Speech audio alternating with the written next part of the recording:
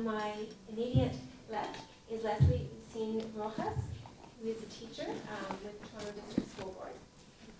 And Leslie, welcome Leslie. Next to Leslie is Rebecca Smith, who is customer service representative with the Ministry. Should see that?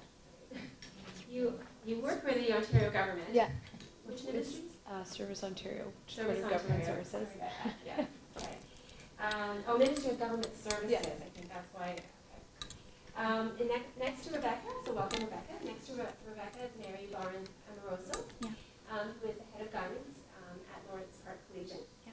And before Leslie, you were a teacher before that as well. Mary, yeah. Oh, sorry, Mary. Yes, elementary and secondary. Yeah. So welcome, Mary. And Andreea Ciologariu, really? Sorry. Correct. Okay. Andreea, you are the product manager, global trade consulting at Livingston International. Correct. Welcome, Andreea. And then we are our final panelist, Marcellia, Galan, who is director of global learning and development at Celestica. Okay.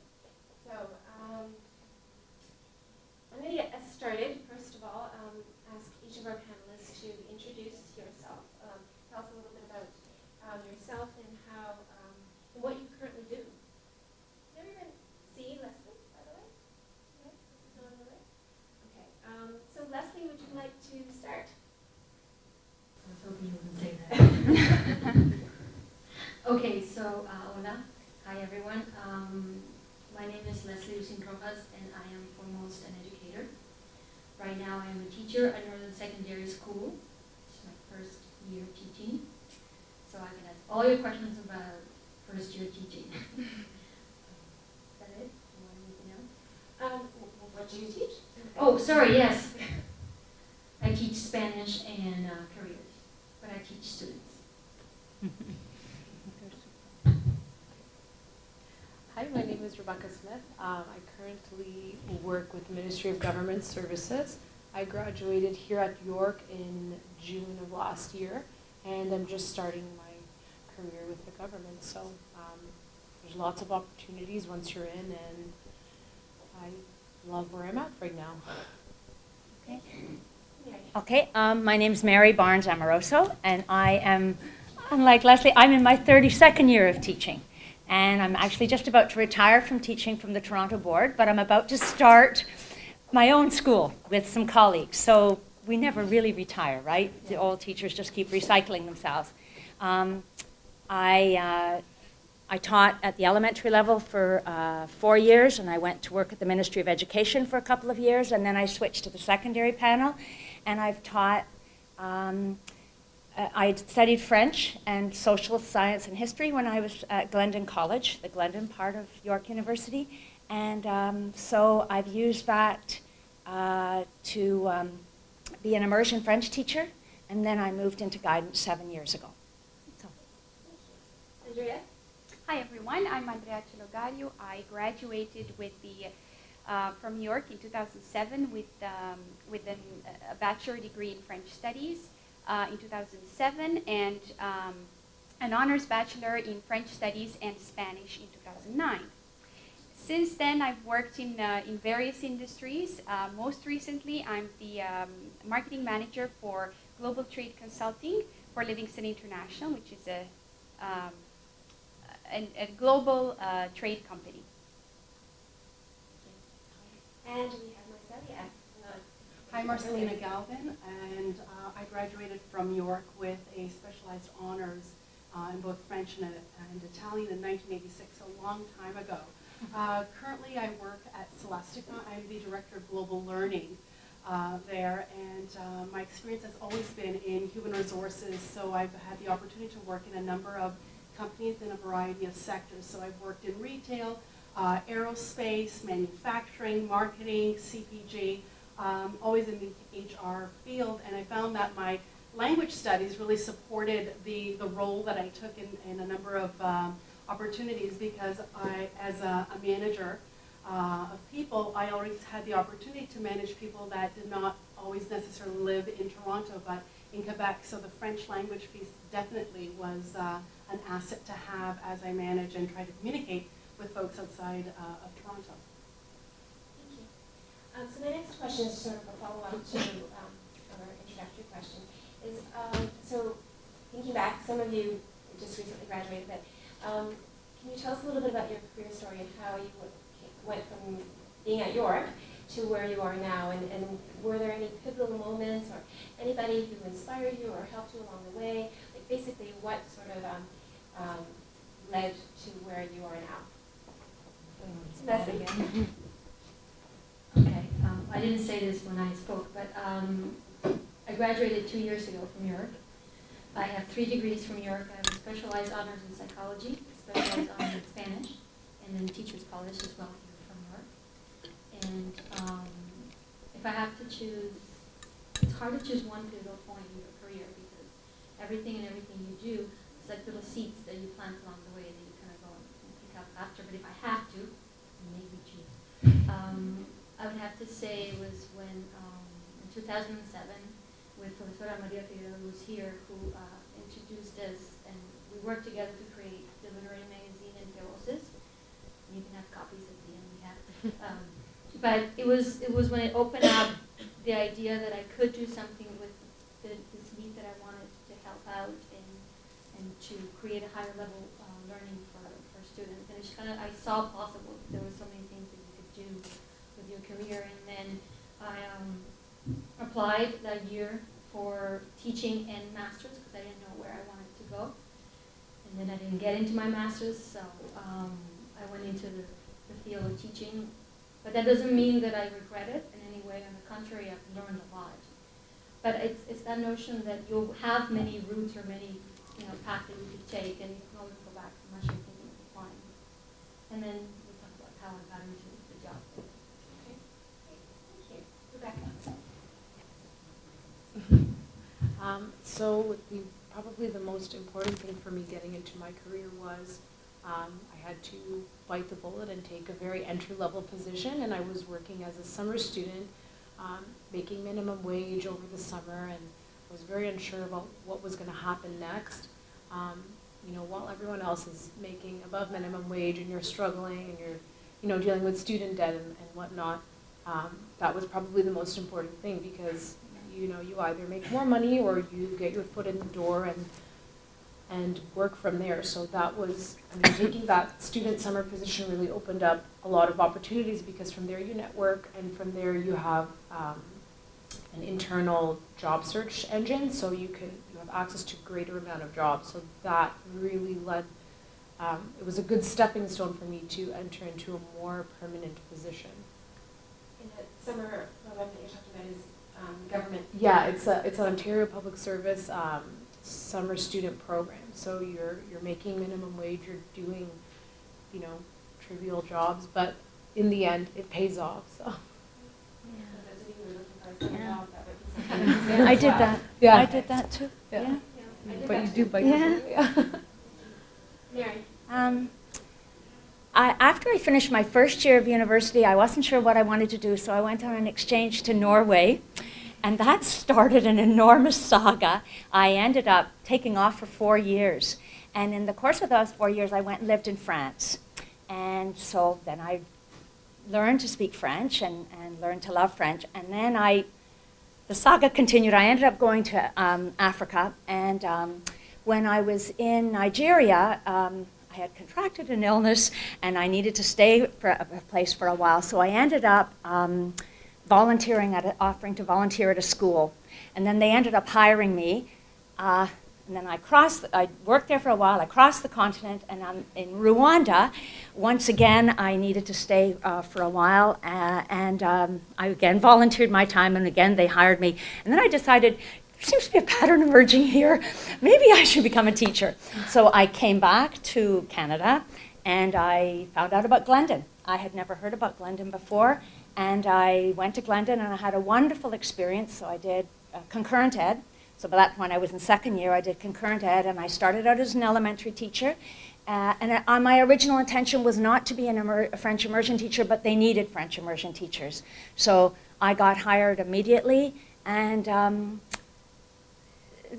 anyway, there have been all kinds of pivotal, but I think the there are opportunities that have presented themselves throughout my career, and oh, that looks interesting. I think you kind of have to seize those. But having the French not only opened my eyes to another culture, another literature, many peoples throughout the world, it also led to jobs.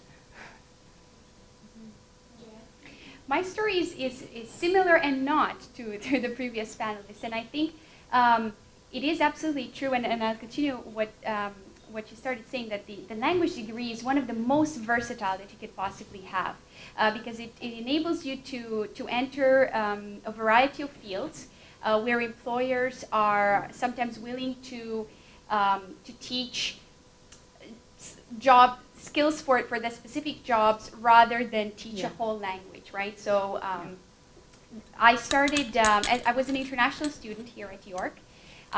So my first job was here on campus. That time it was quite restricted. The international students could only work on campus. So I held various part-time positions at York in various departments. Once I graduated, I started working in the pharmaceutical industry, where I worked for about 4 years in healthcare.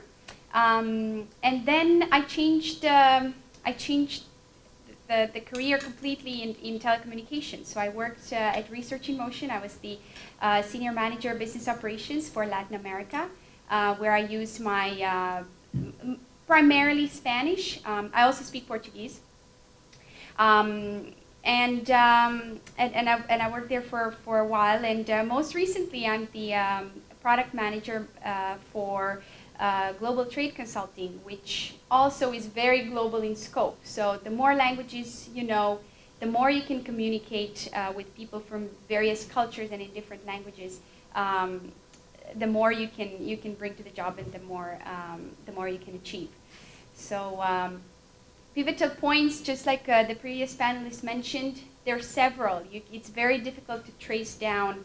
It's partly opportunities that happen, and partly opportunities that you create for yourself, according to what you like, or carve your own path down the way.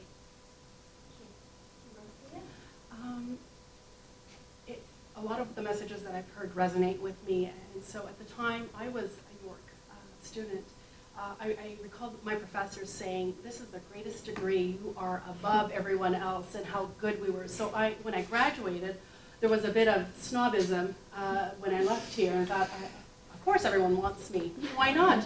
My professor said I was the best thing ever, and the degree is the best thing ever, so why not? And it's at the time it was eating humble pie.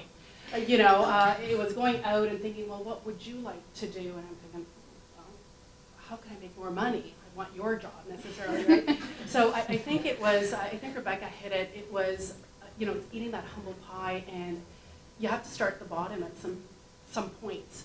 And it was, what do I want? Do I need to gain experience, or do I come with some experience, and what do I bring to the party? And with me it was, geez, I could talk your ear off, I could communicate in a number of languages, and I could recite poems and a whole bunch of things, but really what did I bring to the party?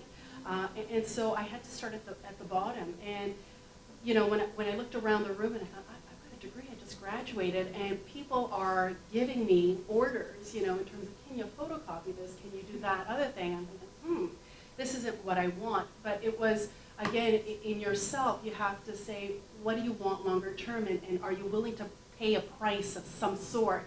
And for me it was, I've got to start something. I have to build my skills and capability outside of the languages, outside of the communication. Are there other things that I can learn? And I had to learn the business world, which I had limited experience from summer jobs, but nothing that someone that had a degree in business administration would have. So that was the pivotal point for me to really come back and say, geez, great, I've got a degree, but now I may have to start over again. And so I kept an open mind in terms of everything that I learn and everything that I do will get me to that next place. And I never really sat down to say, I'm going to be a director of HR, or I'm going to go into this industry. It was keeping an open mind to learning and doing things that were developmental and things that were a little more archaic.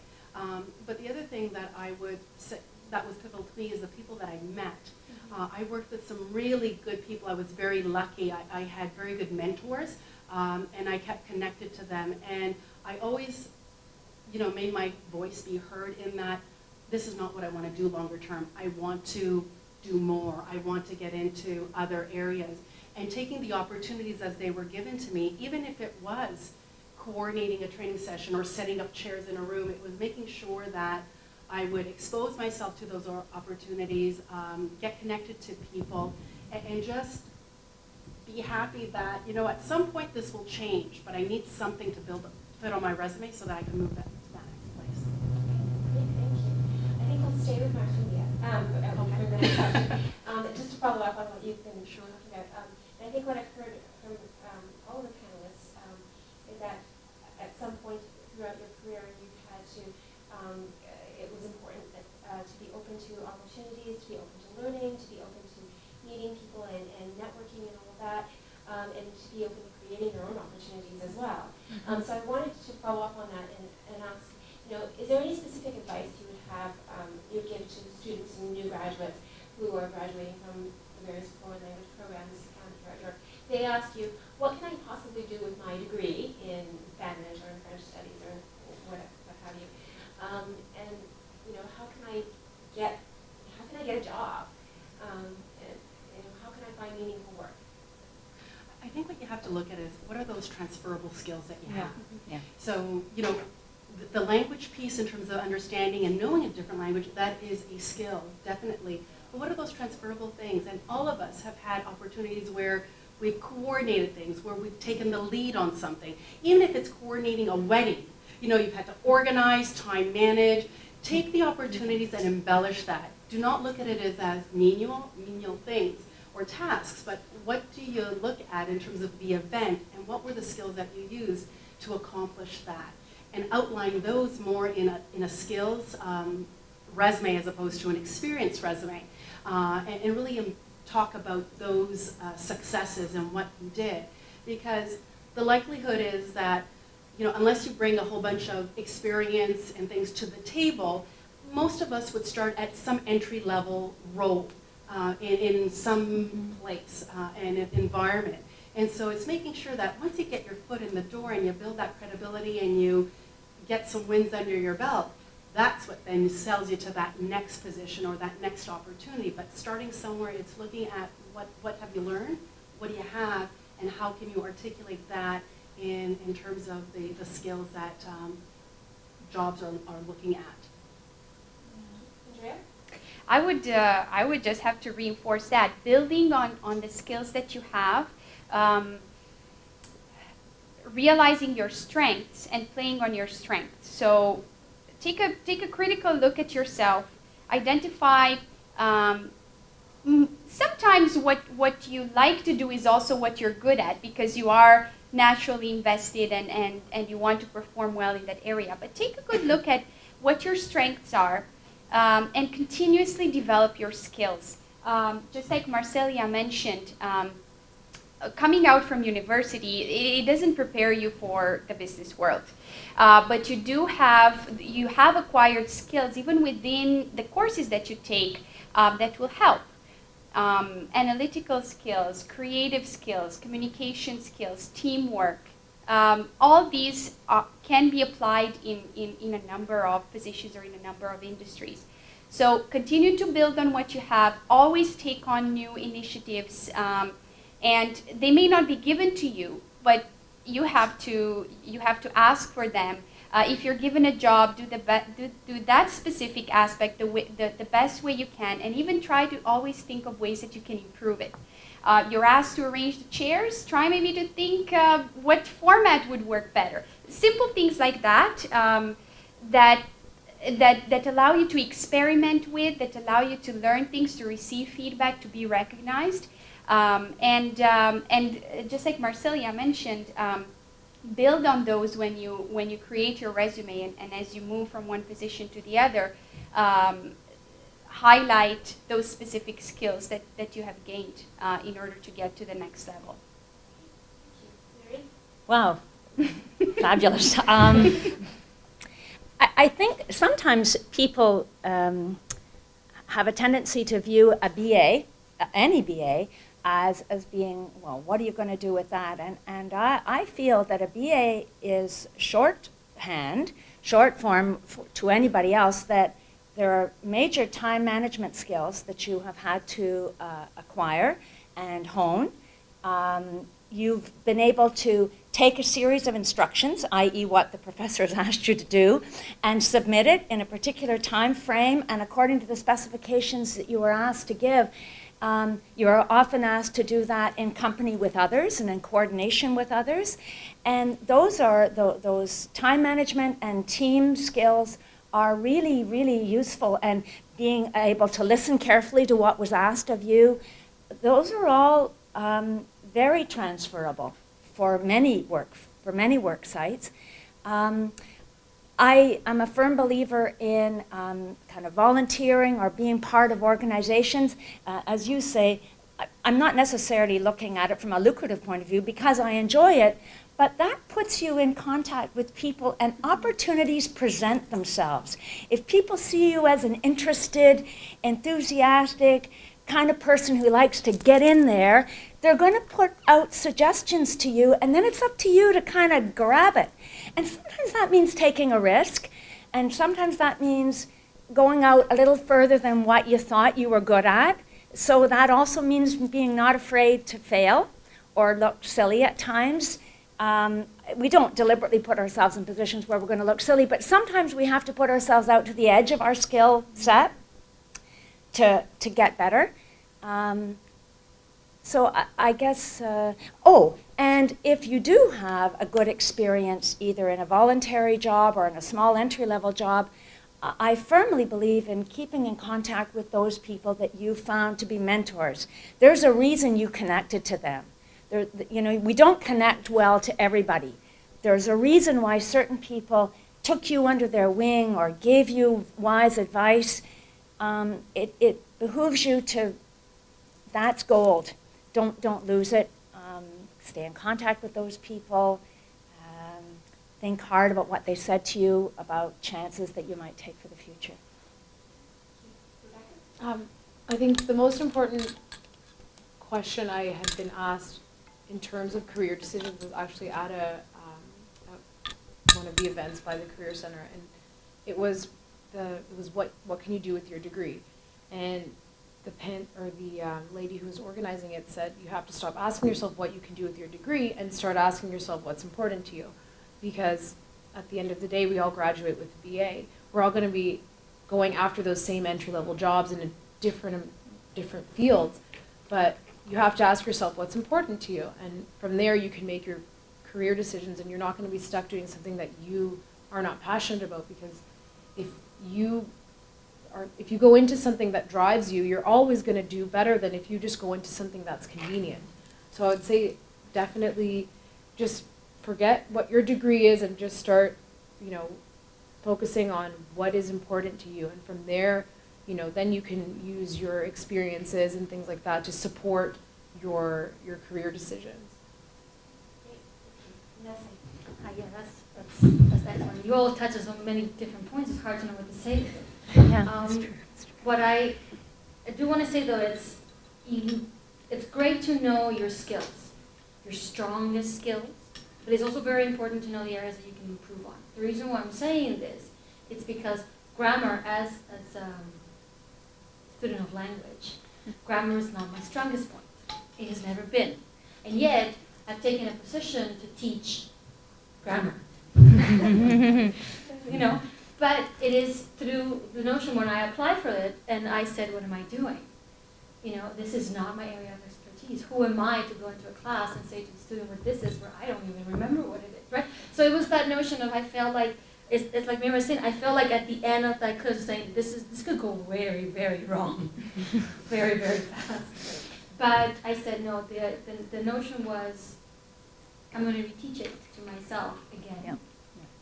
And then so I can teach it better, right? And it's that notion of knowing where the areas that you can improve on and then focus on those. Because once you do that and you're not afraid to open doors, you're not just closed minded, I graduated with a BA in business administration, I need to work and I need to have the CEO position. No. When I graduated 2 years ago, I was working as misdetection as a documental specialist. in English filling out forms, right? Making minimum wage. And it had nothing to do with teaching. But then I said, yes, it does. It has to do with teaching. I'm meeting new people, I'm developing a network, and I am teaching these people about things, and they're teaching me. So it's like the notion of having an open mind where you know your strength, you're not afraid to make mistakes, because it will happen, and just opening up your mind to whatever is there. Networking is very important. We throw that word out there all the time. You must network. Okay? What does that mean? Because a lot of times we say, yes, you must network. What does it mean? That means to be human. Okay? You have to be human. You have to socialize with the person beside you. You have to say, good morning, hon, how are you? How was your day? It's basic and human interaction. That's all there is. Because I'm going to remember someone better if when I looked at them, they looked at me in the eyes, as opposed to they just kind of, it's basic, and we take it for granted. And I think that's where everyone is. Thank you very much. Can I just add something?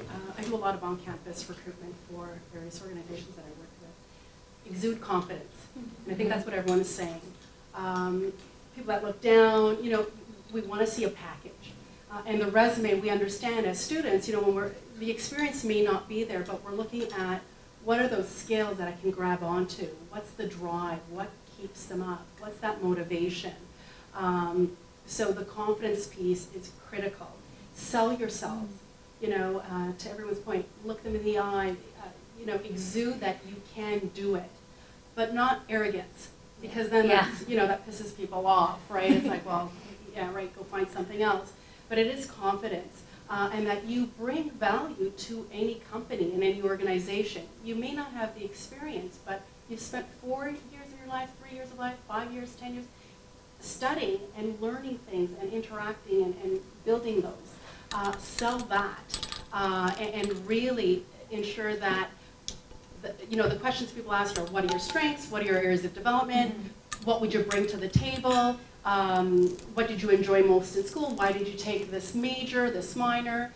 Prepare for those, like the why questions, because what we look at is patterns of behavior, and past patterns will lead to future patterns of behavior. I don't think I could sum up that. You said it all very beautifully. So I think at this point we can probably take some questions from the floor. Does anyone have any questions? You seem shy. Actually, I don't have a question, but you know what, I'm very thrilled to be here just because of the positivity that I feel from you, and it's very refreshing, because oftentimes when you go to some kind of a seminar or whatever, there's a lot of bad ones, but when it comes to jobs, and I have been around for a long time, I'm 43, I'm finishing my French degree at the end of this semester, and I'm very proud of that. And I've done a ton of different jobs, and the only way I got the job was because of what you said. And thank you. Yeah. It's a pleasure to hear you. I want to echo the sense of hope and the passion that all of you bring to this conversation.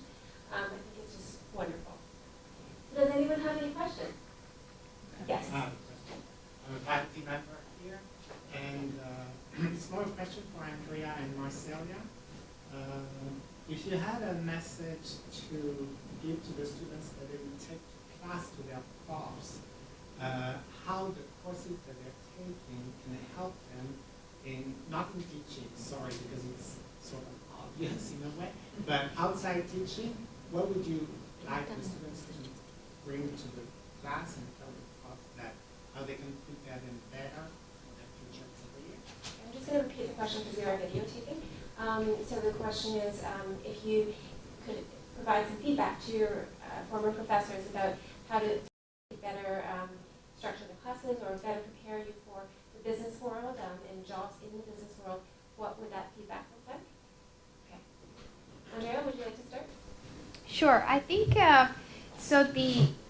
it's with languages. It's as I mentioned before. It's a great degree to have. It's a versatile degree, but it's not like a trade. It's not like you go to a college, you do a few years, and you know a trade. You know to do something.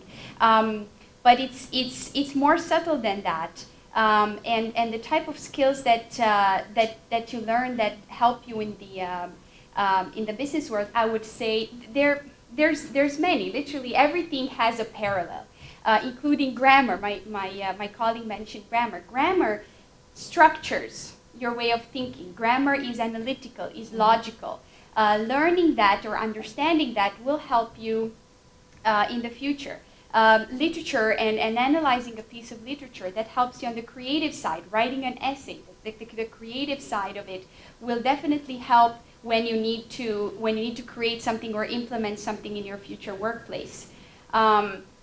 Something that might surprise you, but that was extremely invaluable to me, was written communication. Being able to express yourself concisely, logically, in a logical flow that makes sense in a workplace is invaluable. That means whether you're leaving an email, whether you're leaving a voicemail, being able to articulate what you're trying to communicate, that has been critical and is critical. You can be intelligent, you can be the smartest person in your head, but if you are not able to, if you're not able to come across and connect with other people and make them understand what you're trying to say, in the workplace it doesn't help too much. You can write a book or something. But, so I would say that in terms of languages, definitely communication skills, written and oral communication skills would make the top of it, and the rest you exercise throughout. Teamwork, there might be a project where you need to collaborate. I know that in my personal time I also like to tutor, and I continue to tutor since I graduated from university. And a lot of the times students, high school or junior high, they complain, oh, we have to do this project, and the people that I do the project with, they don't do their part, and I have to do more, and that's reality. So if you come back to your professor asking for less teamwork, you might get it, but at the end of the road, when you're in a work environment, you're going to have those colleagues that don't cooperate. So you have to keep writing emails. You have to interact with them or get whatever you can. So really, this is all part of the package. That's. Yeah. I think I see it in a different perspective, so I agree with everything you said. And in addition to that, I think back to the workplace, it's when there are assignments done. So in university, we succeed because of who we are. We study hard, we get good marks. We don't study that much. It pays off in the effort we put in. I find that when people are forced to be put in group environments or team projects, I think that's where the rubber hits the road. I have 2 kids and they hate projects because so-and-so doesn't do enough, and how do I do this? And I have to take it on my own, or here, over to you. So I think the opportunity of introducing probably that more collaborative, those collaborative assignments may help in terms of that working relationship with others, as opposed to me, myself, and I, and the success of that. And those postmortems, so after an assignment, what went well, what didn't. Because that happens in the business world, right? So, we succeed in business because of a we. It's not an I. And as, you enter into that world and you get feedback and your performance reviews, because, you have to get reviewed and paid appropriately for the work that you put in. It's difficult to hear when, you weren't quite as nice to your colleagues. That's a tough message, right? Especially with someone, oh, what do you mean I'm not nice? I've just started working. How can anyone think I'm not nice? But it is those skills that will allow you to succeed in the work environment. It's because you succeed through the relationships that you build, through the collaboration that you exude, and we're in a global environment. The world's getting smaller. So there are days I call China, India, I'm working nights to suit times, and you have to appreciate what they are feeling. Not everyone works the same way, not everyone tackles things in the same way, so being very open to that. So I think the only thing that I would add to what you have said is that I think we have to find opportunities to allow our students to collaborate in environments. And I bring myself back to when I did my degree, writing essays and doing things. Well, I thank one professor because she gave us the option of you either write an essay or you take the works and you put it in a play. That means you have to write the play, produce it, everything. So we thought it was easier not to write the essay. So we all chose to produce this. And it took longer for us. But we were a class of 20 individuals that had to get together, divide and conquer. So if you wanted to act, great, you could do that. But in addition to that, you were writing, you know, proposals, you were calling people for funds, like a whole bunch of things. And I found that was very useful and good time spent. At the time I thought, geez, I should have written an essay. But looking back, you know, you learn a lot from it. So that's the only advice I would give. But it's a difficult one because there's a curriculum that has to be followed in order for one to learn the material and become an expert in a certain area. So it's a balance of what can and cannot be done. One mention I would like to make again about group projects, because I find that in the academic world, the group project is handed on to the group. They have to figure it out, and then they come back with the assignment. I would have liked to see in the classes that I learned, and I noticed that in the professional life, there's more, and you use the word collaborative. It's people sitting in a circle and exchanging opinions, getting a lead from one another, rather than putting them in a room and letting them figure out and submit it at the end of the semester. So having some sort of group discussions where people are not afraid to speak their mind, where they can give ideas, when they create something collectively, and they can feel proud about the participation that they had in a certain project. And they are acknowledged by their professor, just like we're acknowledged in the work environment, we're acknowledged by our manager, right? I think that's, I would have enjoyed that type of projects. And having worked, another mention that is on a slightly different angle is having worked in international or multinational companies, and having had to work with individuals from very different cultures. I would have liked to see more material or more kind of projects or interaction that have to do with Spanish-speaking or French-speaking nations or individuals or organizations. So some sort of exposure to not only the Canadian French or not only a specific type of Spanish but something more. So whether it's an article or a project, but something that showcases other Francophone or Spanish-speaking. Or partnership. Mm-hmm. I think we have to start to partner with other academic institutions if we want that transferring of culture knowledge. You know, we can only learn so much, and we're lucky we live in Toronto, so it's very multicultural. But I think, you know, to piggyback on what you said, is partnering with, are there opportunities to have assignments where your team is made up of people from Toronto, Quebec, if it's French, Paris, Spain, you know, look at outside of that and say, what's the project, what's the assignment, and have them, let them figure it out. You know, make things available in terms of technology or whatever is required, because it is expensive to do WebExes, but it's allowing that partnership and breaking down those walls of everything we learn is in these four walls or in this province. And people don't necessarily have to travel, but Yes. there are assignments, I think, that we can think of to allow people to collaborate, work together, and run into those issues that they will be exposed to outside. In the various positions that I've had, and most notably with Research in Motion, working with Latin America, my team was situated in Latin America. I was seeing them twice a year. So the complexities and the difficulty of communicating with these individuals, getting things done on time, I think that would be fantastic if there was some sort of similarity, collaboration, international partnership, and the type of remote, either remote management or remote collaborations that we come across in our business, in the business world. That would be great. Do Leslie, Rebecca, or Mary have any comments on that question?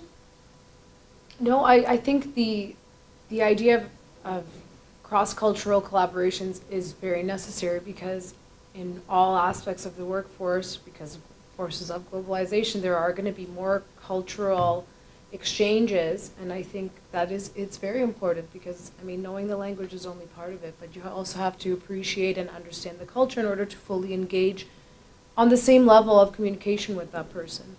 So, for sure. Another question from the floor? Does anybody have a question? May I ask Mary something? Yeah. You mentioned that you wanted to start a new school. Yeah, I'm in. What kind of a new school? What is it? It's So can you tell us more about this new Oh, venture okay, that sure, you're taking yeah. on? It's called Éclat, School of Performing Arts, and we're starting it out as a school for just for the summer because we want to get our feet wet first.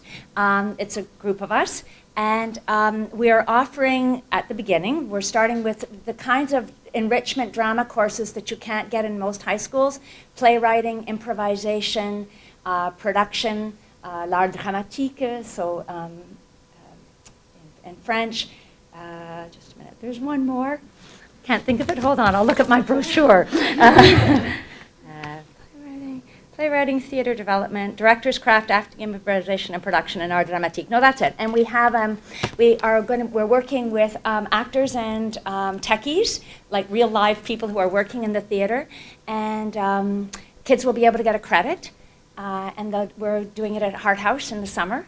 And so, yeah, it'll be a month-long program of enrichment in dramatic arts for kids who are really passionate about dramatic arts and who would like to do that in the summer as opposed to doing something else in the summer, I guess you could say. So, just one thing though I would like to add, it's sometimes we talk about schools as and universities as being, you know, ivory towerish or not the real world. And that is true to some extent. And yet, when I speak to my sister, who works in a bank, and when I speak to my brothers, both of whom are freelancers, you know what? There's a lot of similarity between what happens in schools and what happens in universities and what happens in the business world, because we're human. And the same kinds of issues that come up, that I hear my sister talking about with her manager and the people that she manages, and my brothers who are always looking for the next contract, holy moly, it's like some of the skills that you're learning in the academic setting are most definitely applicable to beyond. One of the things, though, that I think is really kind of interesting, and I'm not sure if they're doing it in the universities as much, but we're trying to do it a lot more in the secondary level, is, and my guess is you could use it in projects too. There's a whole huge curriculum, but then there's the essential part. And we're now starting to say, if we only had this much time, what's the essential bit that people have to get, that we want students to learn? And if we're doing backwards design, how then do we design our course so that they're going to get that? And I bet that you can use that in the business world, and I bet you can use that in all kinds of fields, because it's all about essential learning, and it's all about human behavior. And so, anyway, so I would just like to say that much of what I've learned as being a conscientious teacher for 32 years is helping me as I'm trying to put together this business, right? So I please do not denigrate or think less of what you've done, because it doesn't kind of, because you're not maybe immediately and intimately involved with the business world.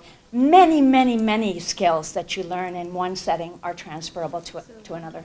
Yeah. It's your passion. Mm-hmm. Yeah. So I was going to say, if you're not interested in that part, don't even go, because it's like being fake, right? You can only act so long, and then it'll drive you crazy and you'll leave. So you have to follow your heart. And you may have some bumps along the way. So again, it's keeping an open mind. What's that tolerance level that you have? You know, because the bucket gets full for everyone at different points. You know, it's understanding who you are. So as you go through your job search, it's knowing who are you in terms of your strengths, your areas of development. What are your values? What drives you and what doesn't? And where can you get that? Where can you kind of get the whole package? Knowing that you may not get everything all at once, but 50% is there, 40%, whatever your tolerance level is. Just to piggyback on what you said, I always say, I deal with people all the time, and when people say, well, I'd love to get into HR because I love people, I'm thinking, no way. It's like, whoa. Work would be a great place. Too bad people are there. There are many personalities around there, and you're right. Whatever happens in the academic world happens. It's life. You deal with people. I'm sure your neighbors. You've got nice neighbors. You've got crummy neighbors. It's like it's people. But the success is, how do you deal with the issues, and how do you deal with the people? Not one.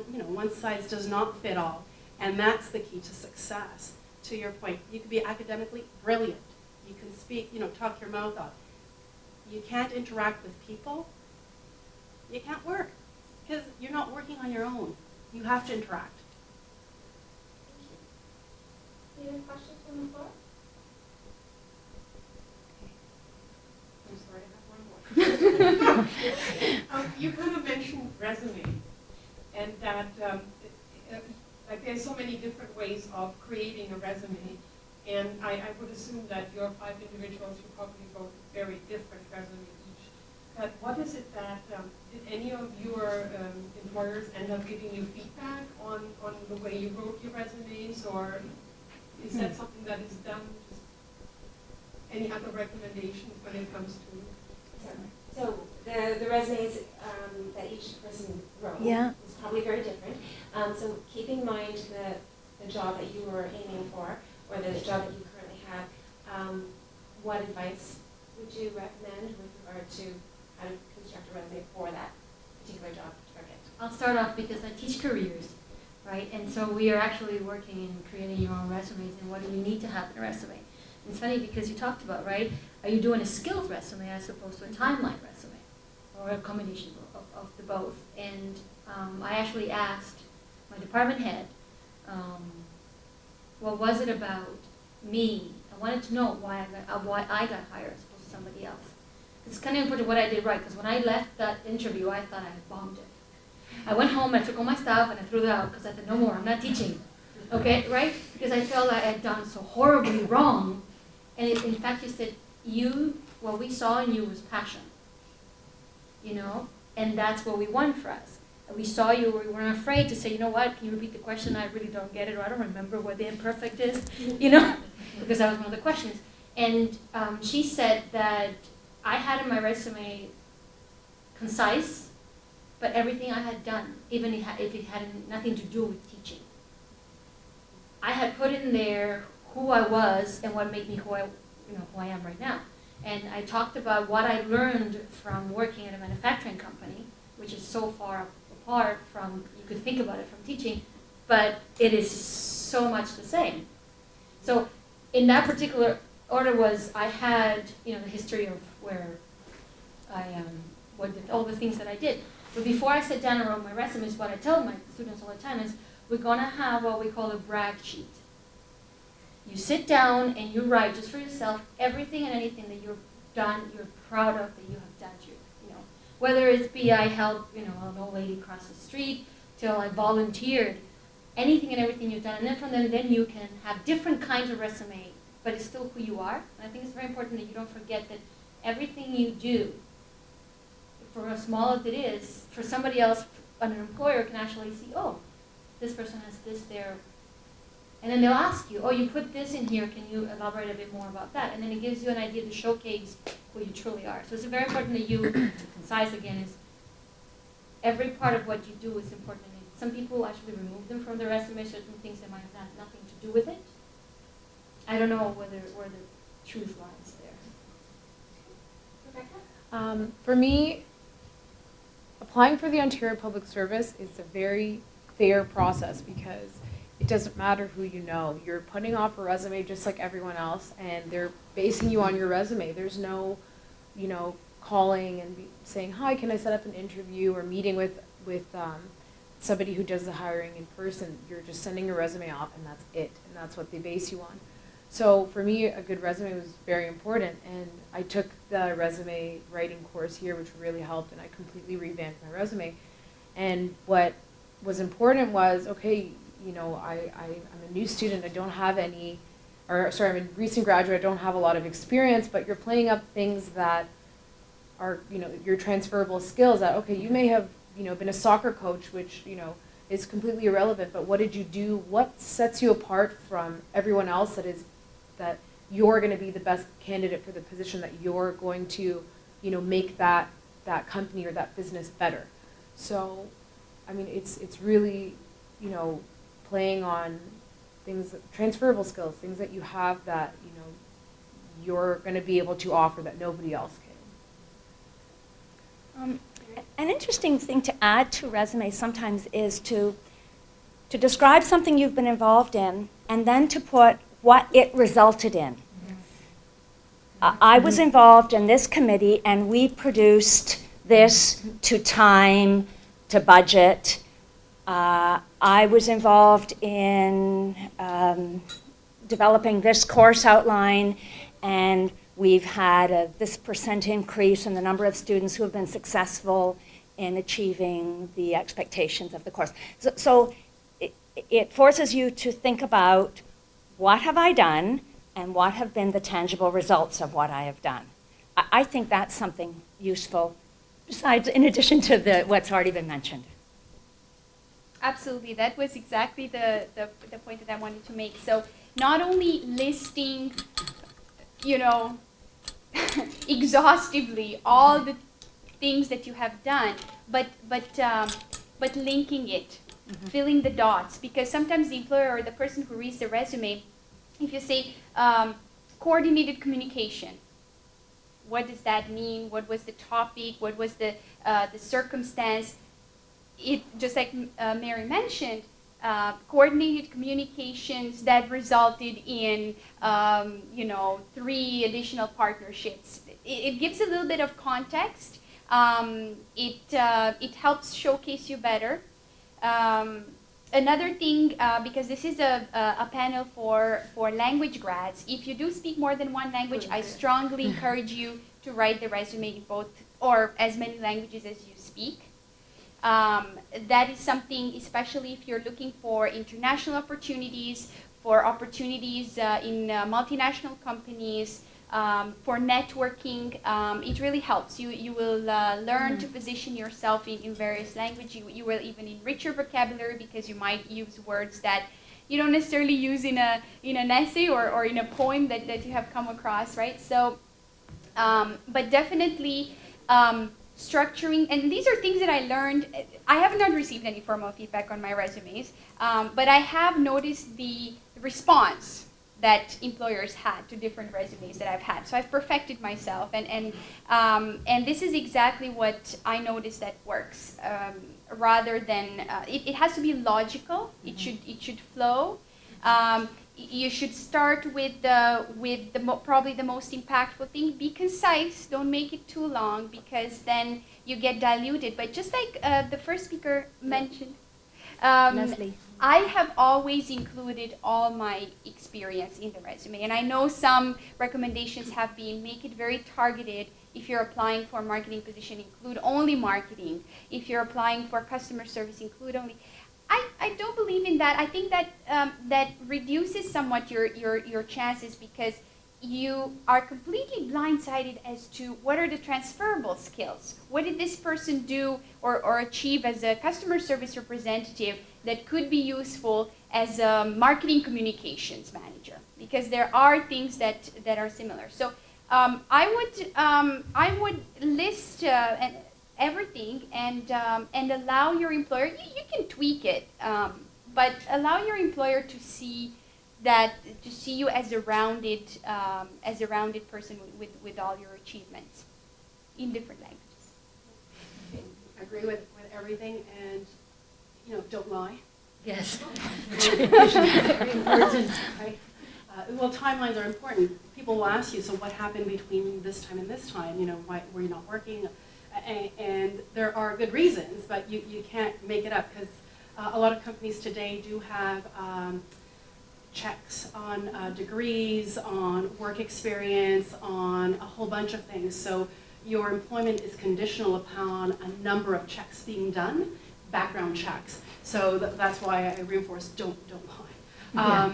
And I think coming out of school, depending on what you have, it's do I do skills or do I do, skill experience, or do I list experience in terms of a timeline? I've worked for these companies here.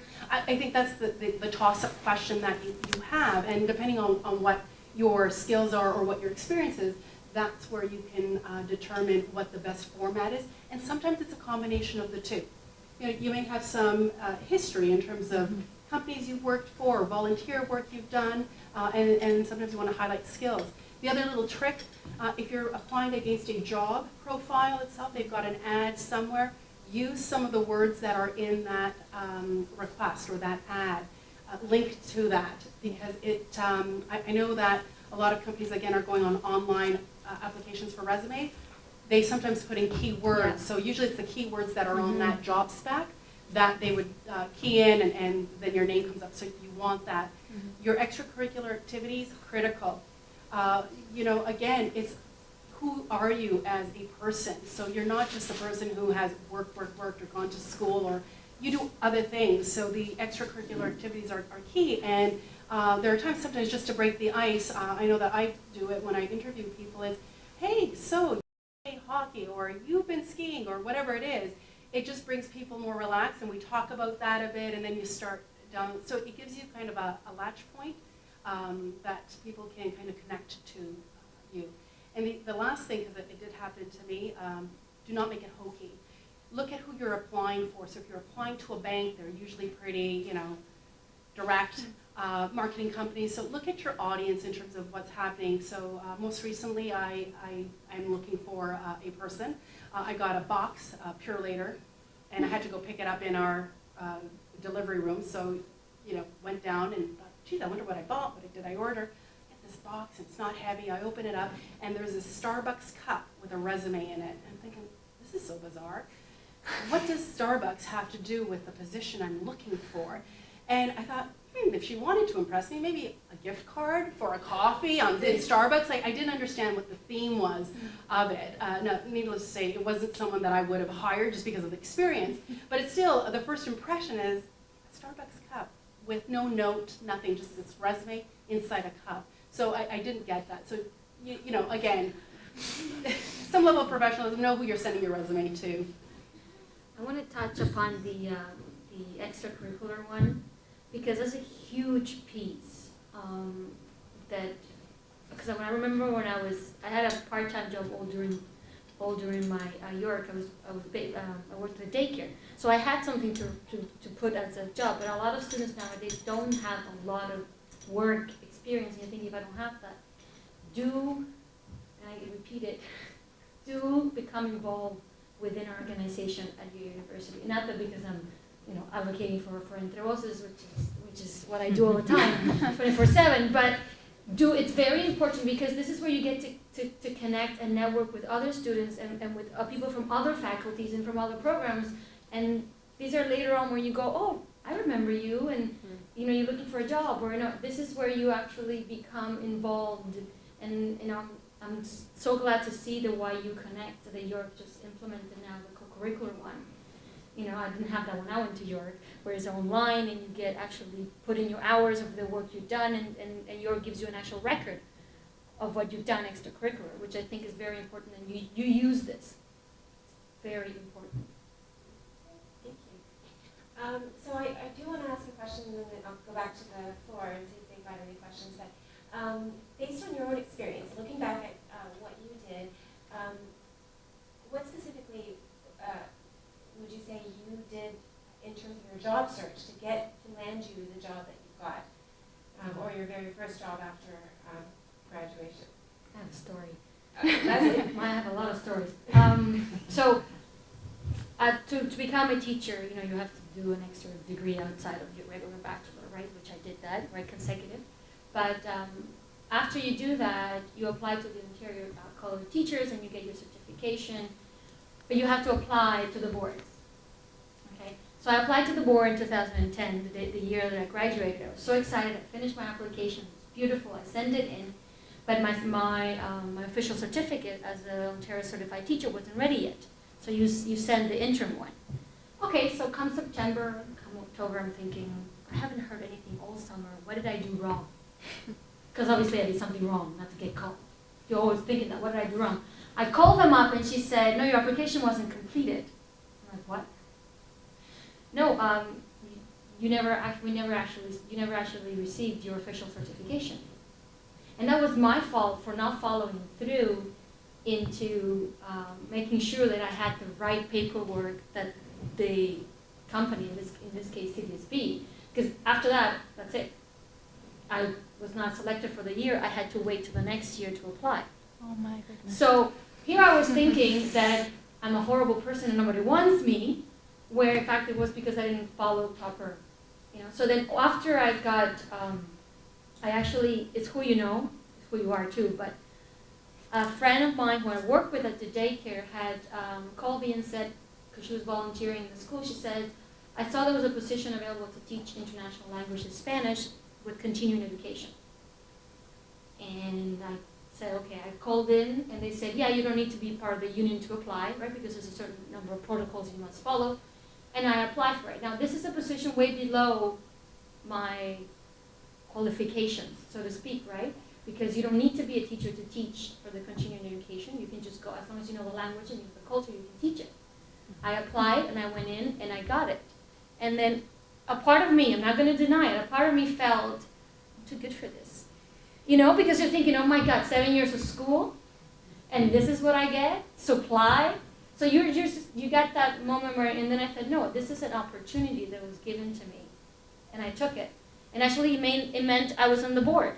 And it meant that when I applied and I showcased that I was not afraid to just be part of the board. So I think it's very important that you apply, you make sure you apply correctly.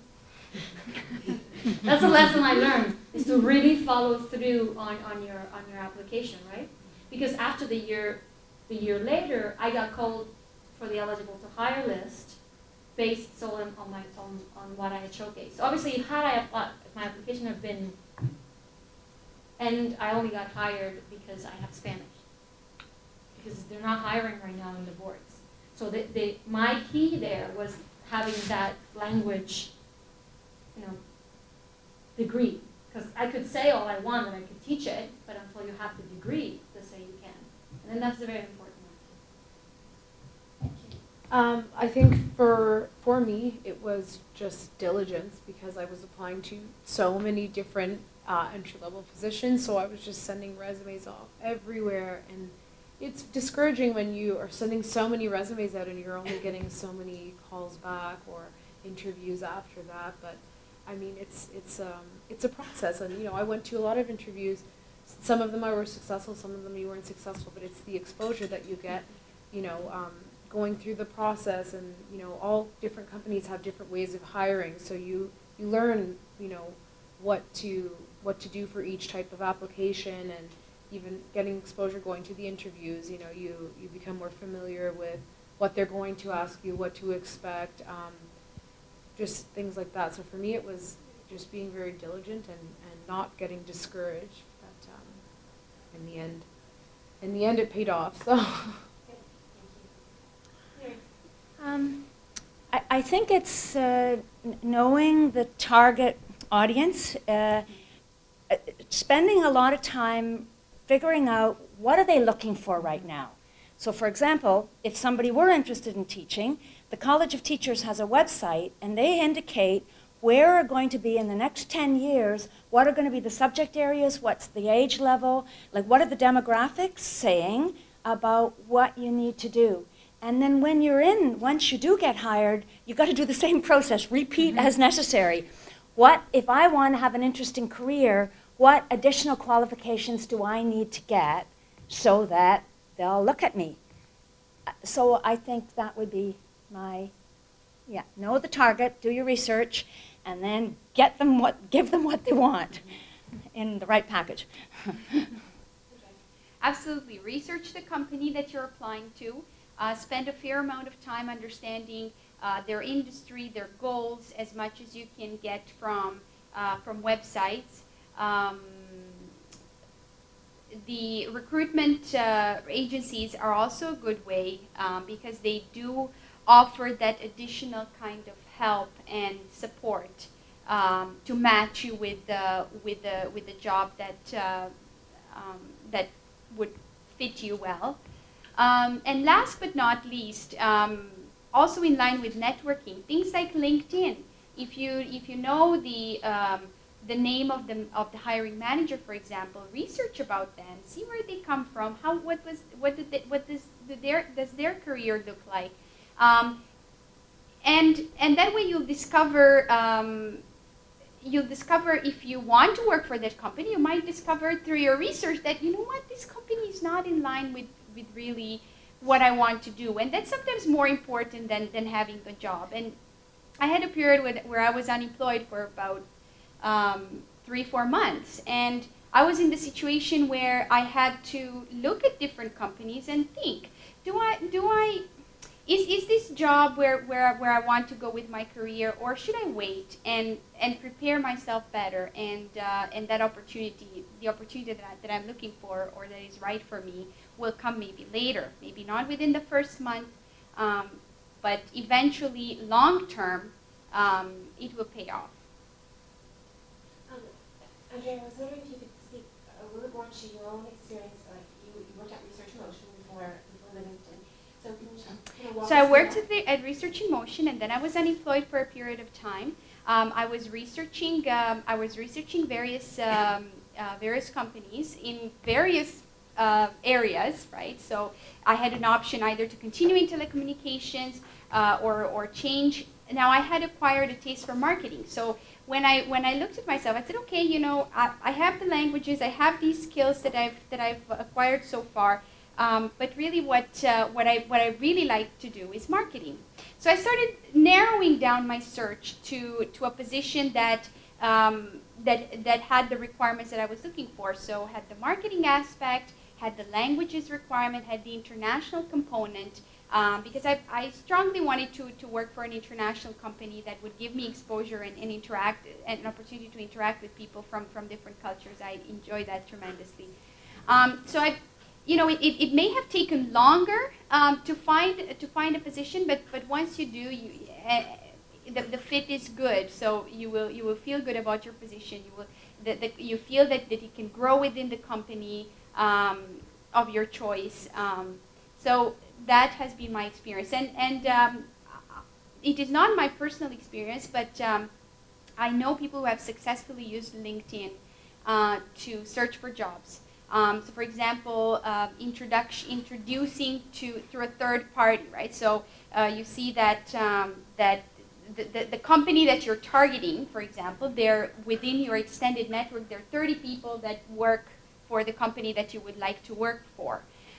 So then using your network in order to reach to the individuals that are working, for example, in the department, you know, you're looking for a supply chain position in a specific company, looking within your network and see if you can get an introduction or a recommendations, a referral internally for a position that might be open, because that will definitely increase your chances. You can still apply externally, follow the same protocol, but having someone submit internally a referral to human resources increases the chance that you will be at least asked for an interview. And also, just to add to that, there are times where you may just cold call a company and start with the human resources department and say, I'm so-and-so, I'm in the process of, I need more information. Would someone be able to meet with me, talk to me, and half hour, whatever the time is? That helps. In terms of personally, again, I think I said it earlier on, I left university with an ego, which was quite big, and very confident. I exuded confidence, and it was, at the time, the business degrees were far more valued, I think, than the arts degree. And so it was what was going to get me in, and it was back to the entry-level positions and trying to sell myself and all of that. And so it was starting at the bottom and moving around and looking for opportunities. And I remember I started in the IT department doing coordination with Crown Life, so an insurance company. And I thought, coordinate. So did it for 6 months, and I learned the whole thing and got bored. And then went to my boss and said, I'd like to do more. Can I train how to use email, or can I train how to use Excel? And he said, sure, no problem. You know, here, work with so-and-so, they'll help you. But to my surprise, I didn't have that side of my brain really developed in terms of the technical piece. And I was lucky because in the company, Crown Life, they had an opening internally. So look for companies where you can grow, because usually most companies like to see talent move from within, especially at those entry-level positions. So that's a question that you can ask when you go through your interview process on, you know, are there opportunities to grow and develop with the company? Can we move? Whatever you'd like to drive. And then, again, it's back to looking at, I think you said it was embarrassing. I walked into work every day and thought, I can't believe I have a degree. 4 years I studied in France, I studied in Italy and Quebec, and I'm now taking orders from everyone else but myself, and thought, this is the worst thing ever, because most of my friends were all teachers, and when I heard their salaries, it was like, oh, geez, I should have gone into that, you know, it was great. And so it was this pride thing that came in place, but I kept, you know, it's like, I have to gain experience. And so when I landed in HR, again, at the entry-level position, so here we are again, another year of entry-level, it's back to making your boss know that you want to learn, that you want to grow, that you can do more than what the title says. So again, I was the coordinator, and within my first year, I started to design training programs. I started to deliver training programs. You know, by the time I left, I had curriculums under my belt where I was in front of groups of people. And it's taking that risk of, geez, you know, I think the pivotal point for me was when my boss got sick, and she had booked training sessions because she was going to take me under her wing, and we were going to develop all these programs. And she said, don't worry about it. Everything is up here. I'll teach you. And I thought, great, this is excellent. She called in on Monday. The courses were going to start on Wednesday, and said, I'm not going to be in for I don't know how long. I'm very sick. And I thought, oh, great. Where am I going to get this?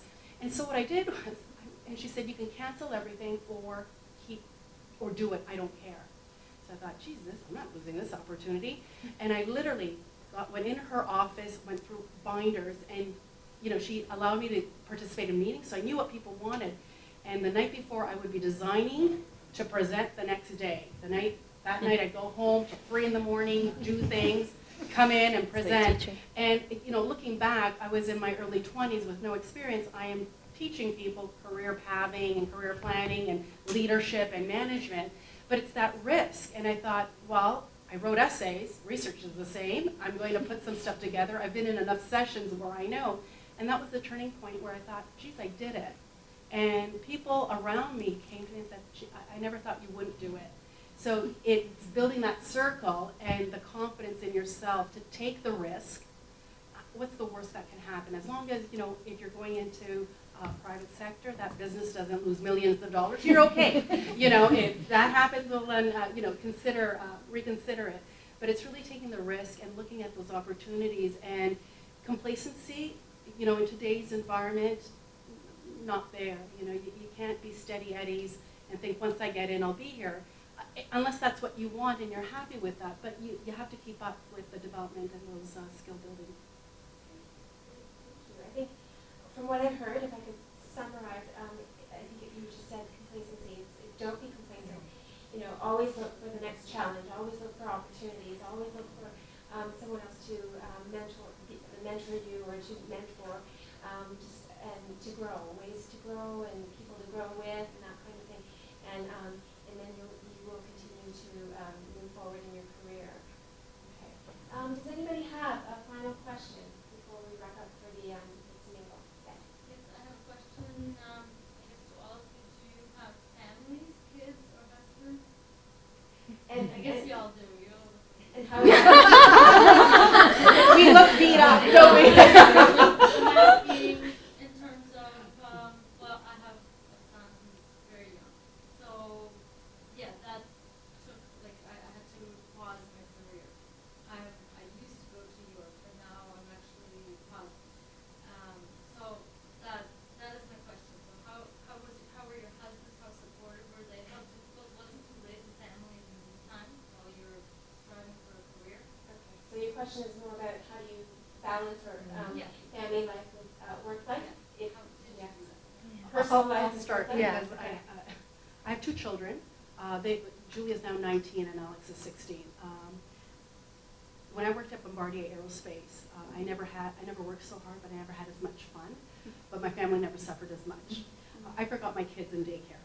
It was like it was this adrenaline rush of, got to do this, got to do that, and I did forget my children in daycare. I forgot birthdays. It was just because I was so engaged in what I was doing. But I look back on it with fond memories because it is funny. How can a mother forget their children at daycare, And lucky I had my mom was my emergency contact, and when I called her, I was like, how dare you? But it's that balance, and I think for me, what worked is, although that time I forgot my children, 5:30 for me is the cutoff point, and I made it very clear to my employer, and I think employers have become more, sorry? More demanding? They're demanding, but I think they're more aware of that work-life balance. I think what you will find in organizations today is that there is importance placed on that work-life balance, whatever that means to you. So it's not that everyone leaves at 5, but there's flexibility from starting times, any times, working at home. Technology has helped quite a bit, and I think it's that for me it was my husband was also professional and works on his own, so he had his career. So we were both going down this path at 100 miles, 100 kilometers a minute, and all of a sudden that day of forgetting my kids at daycare was something's got to give, and so you have to readjust and never be embarrassed, because I had a real if you're open with your manager, I had a good boss and allowed me that flexibility, but I had to tell myself to stop. Like, no one told me stay there till 10 o'clock. I did it. So you have to tell yourself that at a certain time. So from that day on, the latest 5:30, and I would be out of there with blackberries and everything else, and I made it work. And it's harder when they're younger, because I can look back now and say they're older, they're self-sufficient, they still like a routine, but I don't have to rush home for daycare or feed them or whatever. So it is difficult. Anyone else like to answer? My kids are in their 20s now. I made lists and lists and lists and lists, so that I need to get this done, but this is really important. So I'm going to put this at this time of the day. There's no question that being a teacher, I had summers off, so I could be with my kids in the summer, but I was teaching demanding courses, and so when my kids went to bed, I started marking, and I marked until 11:30 every night. But I did get home early. So I think and when I watch my sisters, who also have kids and who also have jobs not in teaching, it sounds like it's a variation on a theme, that a huge part of time management. That's why I mentioned don't undersell yourself from having completed a degree.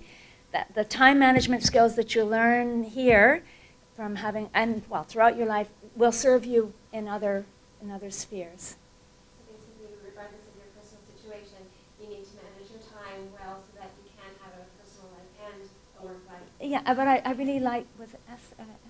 What is your name? Leslie? Yes. Rebecca, I'm sorry. Rebecca said that at the Career Center they said something about decide what is really important to you and what your values are. And I think that too, because there's lots of stuff that we can take on that really aren't essential to what we want.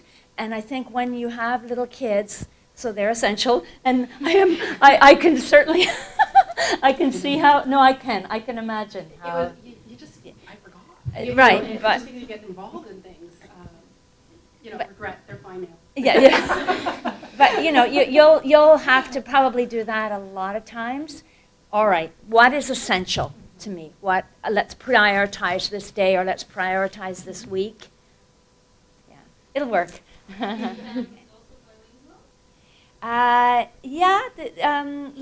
Less so than I, but the kids kept French in university, and my son wants to go and live in Europe. He plays volleyball, and he wants to go play professionally. So he's kind of now realizing, the French will actually come in useful, because France and Belgium and Switzerland all have volleyball leagues. So anyway, yes. Oh, I don't have children yet. That would be suicide right now. This is my first year teaching and I'm barely surviving. My marriage is barely surviving. Because it's very hard. The first year, whatever it is that you do, you want to prove yourself. You want to prove that you can do it all. So that is the hardest point right now in my life. It's balancing, work and life, cooking and cleaning and before. And but what I want to say is, your career is not on hold. If you pardon me to say that right now, because your career is your lifelong journey, and it includes your children, it includes your partner, it includes your family, right? And so just because you're prioritizing that right now, does not mean you can't go back after and then get another degree, right? You're just learning to prioritize for you what is important at this moment. And I think that's important for us to think, because it's a lifelong journey. And I'm a teacher right now, but I don't know what I'm going to be in the next 5 years. It's important for us to know that there's a fluidity. You can change, you can adapt, and then Women are good at multitasking. And there's no right answer. Yeah, there's no right There's answer. no right answer. It's whatever works for you. It's with anything. And what I have noticed over the years is that, it's not just a woman problem, it's a man problem too. Males are facing the Family. same thing. Yeah. The dual working families, the work-life balance, they have to get home. So it's not just one gender anymore, but I never think that people are judging you, because it's whatever works for you. And if you're happy with that decision, with anything, it works, right? And you'll make it work for you. So there's no timeline, to Leslie's point. It doesn't mean that by the time, I'm not a director by 30 or a VP, but it doesn't matter. Great, thank you very much. So this brings us to the end of our formal Q&A session. Our intention today was to provide you with an opportunity to hear from some York alumni, their career stories, and some insights that they've gained along the way, so that to give you a little bit of advice and hopefully inspire you as you move forward in your career journey as well. I want to thank our panelists for taking time out of